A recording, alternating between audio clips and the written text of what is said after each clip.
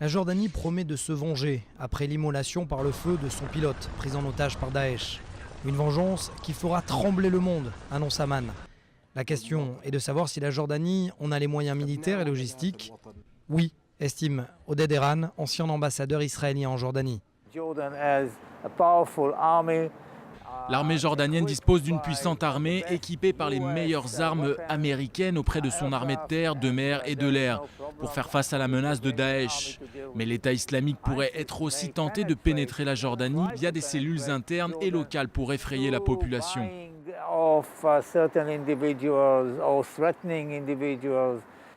À la fin de cette vidéo, une voix off présente une liste de 11 pilotes jordaniens opérant actuellement contre l'État islamique en Syrie et en Irak.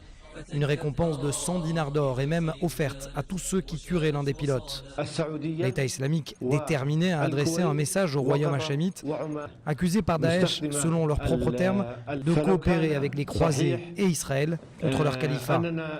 La Jordanie est-elle alors la prochaine cible des djihadistes? Israël et les États-Unis se sentent déjà concernés pour cet ancien diplomate.